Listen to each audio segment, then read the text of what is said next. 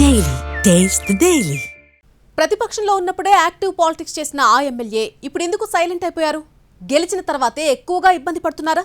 ఆ జిల్లాలోని మిగిలిన ఎమ్మెల్యేలను వదిలేసిన ప్రతి క్షణం ఆ ప్రతిపక్షం ఆమె ఒక్కర్నే టార్గెట్ చేసుకోవడానికి కారణం ఏంటి? రాజకీయ ప్రత్యర్థులను ఎదుర్కోవడంలో వెనుకబడ్డారా? పొలిటికల్ గా కౌంటర్ ఎందుకు ఇవ్వలేకపోతున్నారు? Thangirala Soumya Nandigama TDP MLA. Assembly ఎన్నికల్లో 3 సార్లు పోటీ చేసిన సౌమ్య 2 సార్లు గెలిచి 1 సారి ఓటమి పాలయ్యారు.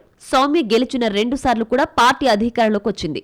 2014లో సౌమ్య తండ్రి తంగిరాల ప్రభాకర్ రావు వరుసగా రెండోసారి ఎమ్మెల్యేగా గెలిచి నెలల వ్యవధిలోనే మృతి చెందారు. దీంతో ఆ స్థానంలో బై ఎలక్షన్ నిర్వహించగా సౌమ్య మొదటిసారి ఎమ్మెల్యేగా ఎన్నికయ్యారు. తొలిసారి ఎమ్మెల్యేగా గెలిచిన సమయంలో అప్పుడప్పుడే రాజకీయాల్లోకొచ్చిన సౌమ్య పెద్దగా పట్టు సాధించలేకపోయారనేది పొలిటికల్ వర్గాల మాట.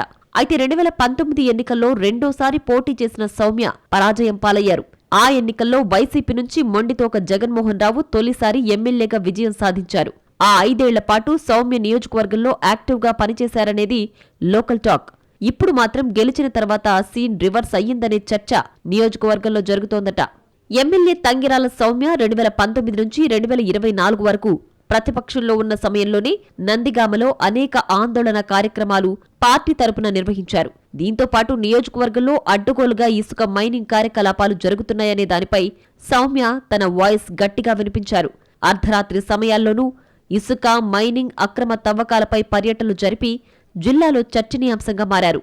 అదే సమయంలో అప్పటి ఎమ్మెల్యే జగన్మోహన్ రావు, ఆయన సోదరుడు ఎమ్మెల్సీ అరుణ్ కుమార్లపై విమర్శలు చేశారు. వాళ్లను ఇరుకున పెట్టే ప్రయత్నం నిరంతరం చేశారనేది నియోజకవర్గంలోని రాజకీయ నేతల మాట. ఆ 5 ఏళ్ల పాటు నియోజకవర్గంలో పార్టీ క్యాడర్ కూడా కొంతవరకు ఆమెకు అండగా ఉన్నారు. అయితే ఇప్పుడు ఎమ్మెల్యేగా గెలిచిన తర్వాత మాత్రం తంగిరాల సౌమ్య ఇబ్బందులు పడుతున్నారట. తాజా పరిణామాలతో నియోజకవర్గంలో సౌమ్య వ్యవహారం చర్చనీయాంశంగా మారిందట. ఎన్టీఆర్ జిల్లాలో 7 ఎమ్మెల్యేలు అధికార పార్టీ నుంచి గెలిచారు. తంగిరాల సౌమ్య మాత్రమే ఏకైక మహిళా ఎమ్మెల్యేగా ఉన్నారు. జిల్లాలో ఎక్కడా లేని విధంగా సౌమ్యపై ప్రతిపక్షం తీవ్రస్థాయిలో విరుచుకుపడుతోందనే చర్చ రాజకీయ వర్గాల్లో జరుగుతోంది.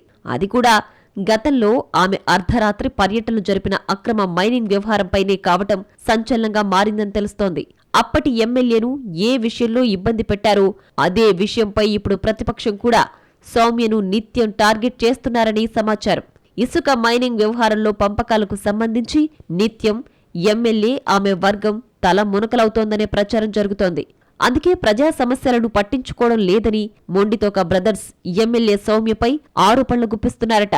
ఇది ఇరువురి మధ్య వ్యక్తిగత ఆరోపణలు చేసుకునే స్థాయి వరకు వెళ్లడంతో నియోజకవర్గంలో తీవ్ర చర్చగా మారిందనే టాక్ నడుస్తోంది. ఎమ్మెల్యేగా గెలవక ముందు ప్రతిపక్షంలో ఉన్న సమయంలోనే దూకుడుగా వ్యవహరించారు సౌమ్య. గెలిచిన తర్వాత అదే విషయంపై పదే పదే విమర్శలు చేస్తున్నా పూర్తి స్థాయిలో వాటిని తిప్పికొట్టలేకపోతున్నారనే చర్చ పొలిటికల్ వర్గాల్లో జరుగుతుందట.